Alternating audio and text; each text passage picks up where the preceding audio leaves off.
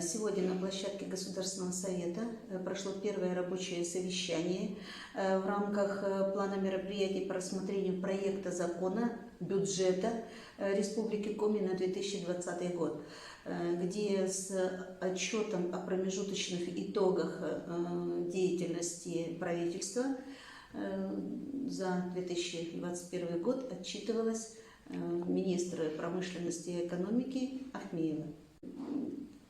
Доклад, вернее, информация была очень объемная.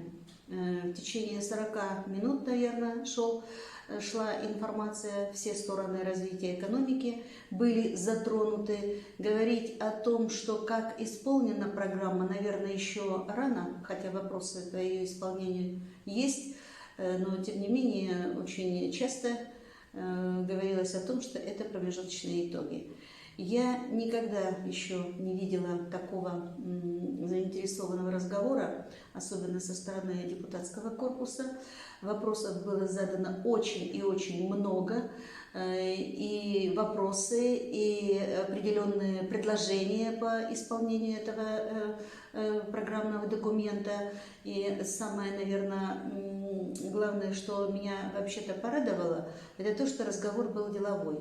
И были не только предоставлены ответы на вопросы, но и кое-какие предложения. Было сразу сказано о том, что мы обратим на это внимание, мы примем их к исполнению, мы посмотрим, что можно сделать, или мы усилим контроль за мероприятием за исполнением того или иного мероприятия. Какие вопросы были заданы? Очень много вопросов было задано по малому бизнесу, о мерах поддержки малого бизнеса, особенно в период пандемии, по ограничительным мерам, о том, какие именно меры поддержки дали больший эффект, о применении QR-кодов по опыту, может быть, других регионов. Вызвал интерес программы развития арктической зоны. В частности, сказали депутаты о том, что надо обращать внимание не только на поддержку и развитие таких городов, как Воркута и Инта, но Усинск и другие, которые вошли в эту арктическую зону. Еще одно направление, которое вызвало не просто интерес, а получила поддержку, это то, что, развивая экономику, не надо забывать о том, что кто будет это реализовывать, о том, что республика сегодня испытывает голод в кадрах. Поэтому Министерству экономики и промышленности нужно совместно сегодня с Министерством образования думать о подготовке кадров в республике. На что министр ответила, что да, возьмем в разработку.